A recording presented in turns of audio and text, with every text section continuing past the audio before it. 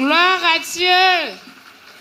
Je veux dire merci infiniment. Bon, je suis la sœur Swangamo Elisabeth. Je faisais des disciples, le pasteur Zwoba de Yamsokro.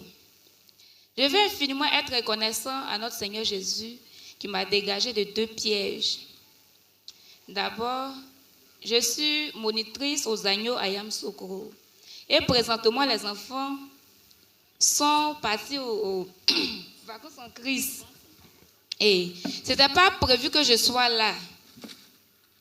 Et par le canal d'une sœur, elle a demandé à ce que je parte demander la permission à ma maman. Mais, voyant Jésus-Christ qui demandait la permission, pas moi-même. Et je suis partie tenter ma chance. Et Dieu a pourvu, il m'a donné la permission. Et quand je venais, quand je suis arrivée, je me suis dit quoi? Seigneur, envoie-moi où tu as besoin de moi. Mais au fond de moi, je voyais ici, vraiment, c'était la vie. Je ne me voyais pas en train de travailler. Et mon cœur balançait. Et quand je suis arrivée, il y a un frère qui m'a dit que, sœur, tu es recrutée au niveau de la plonge. Gloire à Dieu. Mon cœur n'était pas dedans.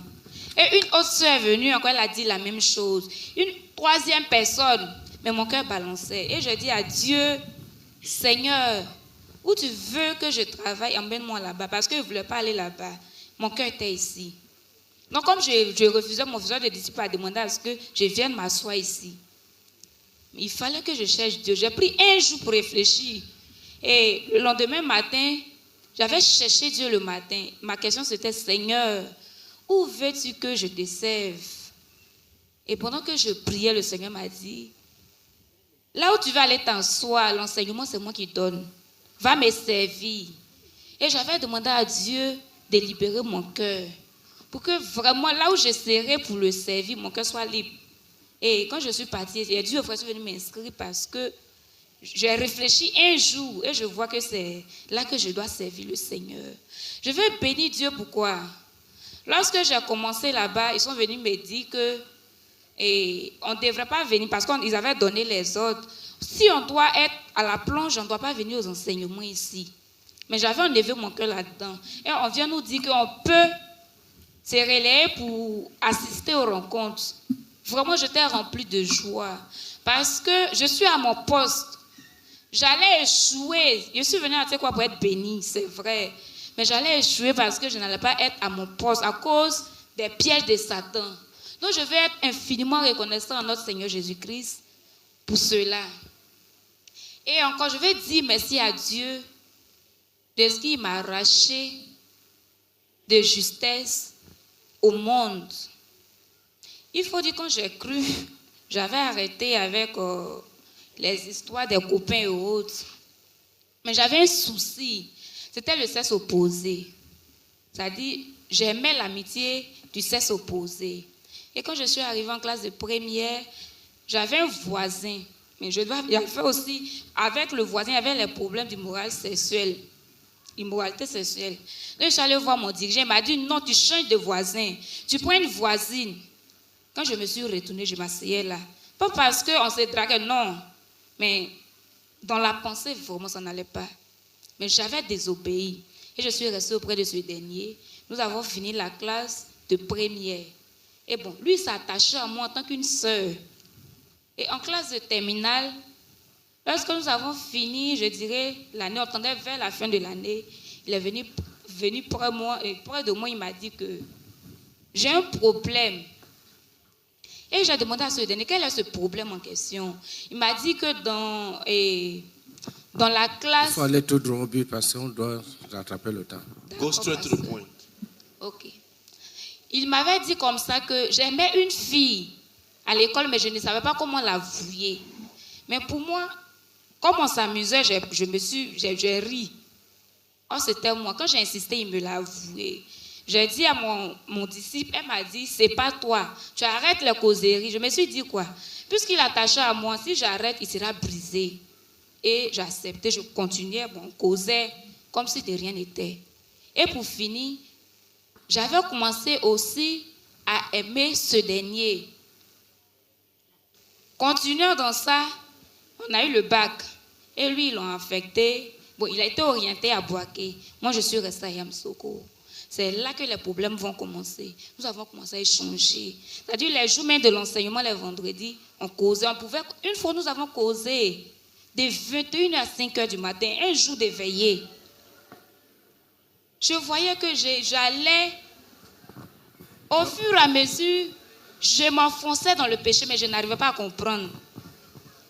Et c'est pendant la croisade, Écoutez. La croisade de novembre, je crois bien, je ne sais pas quel mois, octobre, novembre, par là. Pendant que je partais, puisqu'à la maison et au quartier, on me connaissait en tant que maman pasteur.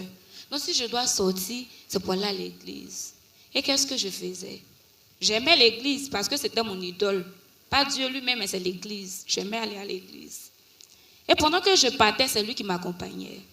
Et une fois, pour lui, c'était le sexe qu'il voulait. Mais moi, à mon niveau, je n'étais pas intéressée. Je voulais peut-être avoir un ami, on marche ensemble, mais le sexe, je ne voulais pas de cela. Et continuant dans ça, un jour, en m'accompagnant, on a eu à s'embrasser. Et ce jour-là, j'ai fait 3 jours. Quand je suis rentrée à la maison, il a fait 3 jours. J'étais dans les larmes. Je pleurais parce que j'avais mal. Mais je n'avais pas de force pour sortir. Parce que je connaissais mon faiseur de disciples. Il va lui dire que je suis en train de rentrer parce que j'avais désobéi. Donc je n'avais pas le courage d'aller dire que j'ai eu un problème parce que tu avais désobéi. Et c'est comme ça que j'avançais. Je pleurais. Mais je continuais toujours. Il partait m'accompagner. Et un jour, on avait pris la décision, on avait causé une nuit ce jour-là. Nous avons causé tardivement, je ne sais pas de quelle heure à quelle heure. Et ce jour, il m'avait demandé de prendre la photo de ma partie intime pour l'envoyer. Qu'est-ce qui s'était passé? D'abord, il a fait la vidéo, j'envoyais. Quand j'envoyais ce jour-là, listen. Cette nuit-là, je me suis masturbée. Moi qui avais cru, j'avais fini avec cela, je m'étais masturbée ce jour-là. Et quand j'ai fini cela, c'est comme si la crainte que Dieu avait mise dans mon cœur pour le sexe était partie. J'étais devenue une personne naturelle, comme quand je n'avais pas encore cru. J'avais changé à la maison, mais j'avais changé. Et mes petites soeurs disaient, parce que quand mon téléphone sonnait, c'était les soeurs, tout. Mes soeurs avaient assez à mon téléphone, mais arrivé un moment, ça ne pouvait plus être comme ça. Et un jour, il m'a appelé. Quand il m'a appelé, ma grande soeur a dit, tes gars t'appellent. J'étais brisée. Au fond de moi, ça me faisait mal. Parce que je n'ai jamais entendu ça venant de quelqu'un depuis que j'ai cru. Et j'avais mal, mais je continuais. Et je me masturbais, j'avais commencé à mentir à ma maman.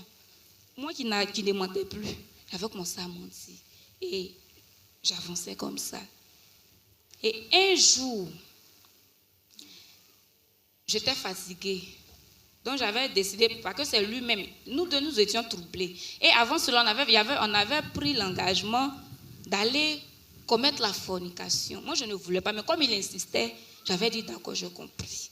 Ce dernier en question, lui, il était encore vierge, parce qu'il est de œuvre mission. Donc j'avais dit d'accord, j'ai compris. Donc nous avons pris l'engagement. Toute la journée, j'étais troublée. Lui aussi de son côté. Donc quand lui est arrivé et qu'on devrait partir, bon, lui m'a dit non, sérieusement, il ne veut pas pécher contre Dieu. Moi aussi, je lui ai dit à ce dernier, qui t'a dit, moi, mais elle allait partir même. Et c'était resté comme ça. Et après, avant ça, après ça, je suis allée voir la femme de mon dirigeant. Et je lui ai dit, maman, voici ce qui m'arrive. J'ai tout dit. Et la seule chose qu'elle m'avait dite, elle a dit que, ce que tu viens de me dire là, la personne qui peut t'aider, c'est ton faiseur des disciples. J'ai commencé à pleurer. Parce que je vais lui dire comment. C'est ce que je me disais. Je vais commencer par où, terminer par où. Donc j'ai commencé à pleurer à chaudes larmes. Elle m'a dit sincèrement, c'est lui qui peut t'aider. Et on s'est séparés. Donc, je cherchais comment faire pour lui dire. Elle dit, soit tu l'écris, soit tu cherches à le rencontrer. Il y avait 2 options. Mais moi, je voulais le voir. Mais comment commencer? Donc, j'ai envoyé un message à mon dirigeant pour lui dire, vraiment, je suis gravement malade spirituellement.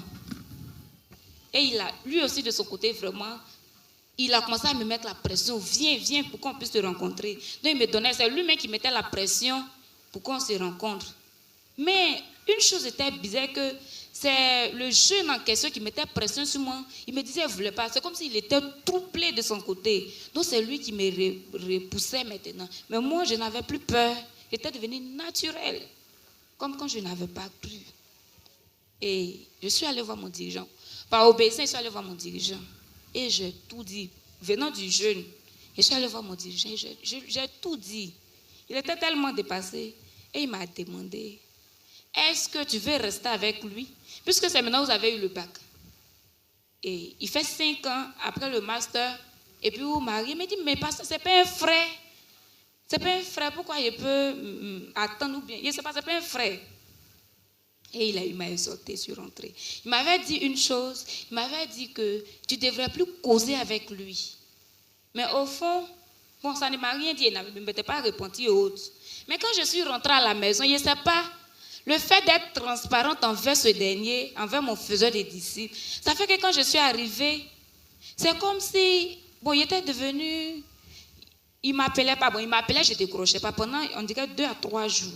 Je ne décrochais pas, mais j'étais vraiment épanouie. Or, avant, quand il ne m'appelle pas, c'est moi qui appelais. Mais arrivé, à un certain moment, ça ne me disait rien. Quand j'ai rencontré mon faiseur des disciples, tout avait commencé à changer. Acclamation. Clap offering.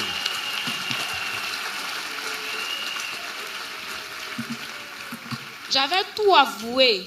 Il m'avait dit quoi? Le fait de prendre la photo, bien faire vidéo, ça veut dire que vous avez tourné la pornographie physiquement, vous deux. Et je suis partie devant le Seigneur. Là, je m'étais repentie. Je demandais pardon à Dieu. Et comme il insistait, il m'appelait seulement. Je ne pouvais pas décrocher sans l'ordre de mon dirigeant. Et je l'ai appelé, il a dit à mon dirigeant, pasteur, il m'appelle, mais je ne sais pas comment lui dire de ne plus m'appeler. Et puis il m'a demandé, donc pendant ce temps-là, tu n'as pas causé avec lui? Il dit, oui, pasteur, il était rempli de joie. Moi qui ne pouvais pas faire une journée ou bien des heures sans avoir causé avec lui. Et puis je fais, on dirait 2 à 3 jours, il m'appelle, je ne décroche pas. Vraiment, il était content. Et j'ai appelé ce dernier pour lui dire vraiment, pardonne-moi de ce que je t'ai conduit à commettre ce péché. En plus de ça, je t'ai conduit à tourner la pornographie. Pardonne-moi. Je m'étais excusée auprès de lui pour toutes les fois, en tout cas tout ce qui s'était passé entre nous. J'avais demandé pardon à ce dernier. Et on s'était séparés. Il était dans son coin, j'étais dans mon coin.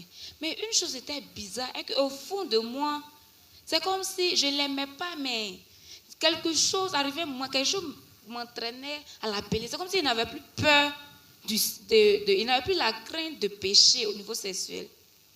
C'était bizarre. Donc une nuit, je l'ai appelé. Quand je l'ai appelé, on échangeait de tout et de rien, je ne sais pas. Lui, mais il ne voulait pas parce que lui, c'était le sexe ou rien. Donc, comme je ne voulais pas, il dit, tu me veux quoi? Il dit, en tout cas, moi, personnellement, je ne sais pas. Mais je ne sais pas c'est quoi qui m'attirait vers ce dernier. Donc, il a raccroché, puis il a fermé son téléphone. Donc, moi aussi, j'ai dit, attends, c'est pas simple. Parce que là où je suis, pas parce que je veux pécher, je ne veux pas commettre le péché, mais il y a quelque chose qui m'a dit, quelle est cette chose? Donc, je commençais à prier, Seigneur, qu'est-ce qui ne va pas? Et pendant que je priais, il y avait reçu dans mon esprit que, en péchant, le Seigneur m'avait retiré ma capacité, ou bien ma capacité à ne pas pécher, c'est-à-dire les forces, les richesses que Dieu m'avait données pour ne pas pécher au niveau sexuel. Le Satan m'avait volé. Il a dit, bon, donc toi, Satan, c'est toi qui m'as volé. J'ai commencé à juger. J'ai prié, détruit tous les œuvres de Satan. Et j'ai demandé à Dieu de me restaurer. Gloire à Dieu. Amen. Et quand j'ai fini de prier, j'avais été restaurée. Sérieusement. Et c'était fini. C'était fini. Depuis ce jour, c'était fini. Je vais être infiniment reconnaissante à Dieu. Et quand je suis partie, on devait rentrer dans l'année 2024. Il a fait ça à Sassandra. Et vu ça, Sassandra. Le dirigeant disait, le pasteur disait que dites merci au Seigneur Jésus-Christ pour le fait que depuis vous avez cru, vous demeurez. Mes yeux, c'est-à-dire le voile s'était déchiré. Il a dit d'accord. Donc le diable vole Mais Dieu m'a protégée. Je t'aimais encore. Je t'ai rempli de joie. Et cette parole est restée dans ma pensée jusqu'à aujourd'hui. J'ai vu que c'était un privé parce que j'étais à un pas. Si je commettais la fornication, peut-être j'étais plus au milieu des frères. Donc je veux être infiniment reconnaissante à Dieu qui m'a délivré du piège de Satan. Que tout l'honneur et la gloire lui reviennent au nom de Jésus-Christ. Amen. Merci Jésus-Christ. Thank you, Jesus. Merci Jésus-Christ. Thank you, Jesus.